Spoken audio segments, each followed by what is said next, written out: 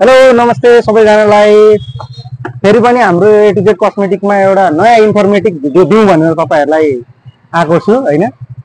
यो हामीसँग आएको यो केशामृत भन्ने ओइलको बारेमा धेरैले सोध्नु भयो, किन युज गर्ने किन युज गर्ने भनेर। बजारमा त धेरै तेलहरु छन्, धेरै जसो तेलहरु आएका छन्, एकदम राम्रो राम्रो तेलहरु आएका छन्, धेरै फाइदा दिने। यही तेल चाहिँ किन युज गर्नु भनेर भन्नुहुन्छ भनेदेखि बजारमा आएको तेलहरु धेरै फरक छन्। बजारमा अब के हालेको छ कसो हालेको छ हामीलाई थाहा हुँदैन। हाम्रो कपाललाई चाहिने एकदम चाहिने चीज के हो भन्न तपाईले अहिले गएर गुगलमा पनि सर्च गर्नुभयो भने पनि माथि आउने जतिवटा 40-50 वटा लिस्टहरु भेट्नुहुन्छ, हर्बहरु भेट्नुहुन्छ, तपाईले त्यो हर्ब चाहिँ तपाईले यसमा राखेकै देख्न सक्नुहुन्छ।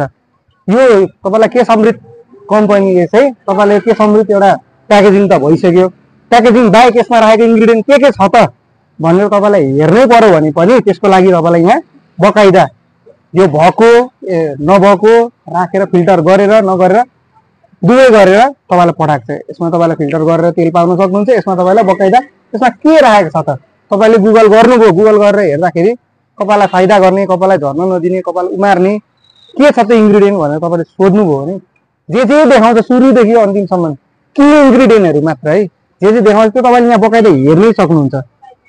तपाईलाई हाम्रो कपालमा फाइदा गर्ने के छ भन्नुहुन्छ भने तपाईले यसमा मेन की इन्ग्रेडिएन्ट भनेकै तपाईलाई भूमिराज पाउन सक्नुहुन्छ, तपाईले अनि हबिस्कस पाउन सक्नुहुन्छ, अनि तपाईलाई यो रोजमेरी भयो, अनि तपाईलाई कास्टर ओइल, कोकोनट ओइल, अनि यसमा तपाईलाई नीम भयो, अमला भयो, एलोभेरा भयो, ती यस्तै जति पनि तपाईले गुगल गर्दा सर्र माथिबाट आउने जति पनि हर्बहरु देख्नुहुन्छ त्यो यसमा बकाइदा देख्न नै पाइन्छ। यसमा देखेर हेरेर लान पाउनुभयो। त्यही भएर बजारको तेलमा के छ हामीलाई थाहा छैन।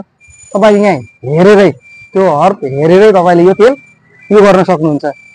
अब यो हामीले पहिला बेच्न सुरु गर्नु भन्दा पहिला हामी आफैले युज गरेर पनि हेरिसकेका छौं। यो युज गर्ने चाहिँ हाम्रो भाइ हुनुहुन्छ एकजना, उहाँ भाइ भएको ठाउँमा ल्याउनुस् त।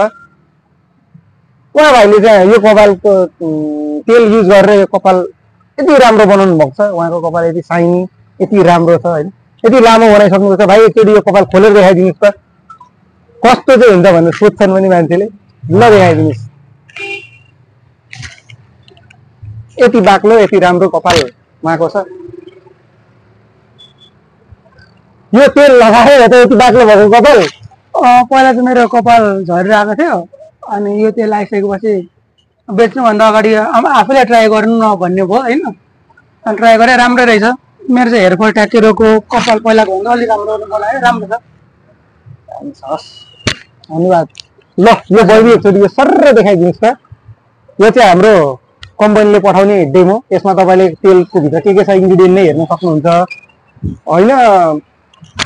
फिल्टर गरेकै लान्छु म, यो लान्न विश्वास छ भन्नुहुन्छ भने तपाईले यो फिल्टर गरेकै लान सक्नुहुन्छ। यसको नाम चाहिँ यसमा केशामृत भनेर बकाइदा छ। बजारमा पनि तपाईले यो किन्न खोज्नु भने पाउनुहुन्छ हैन।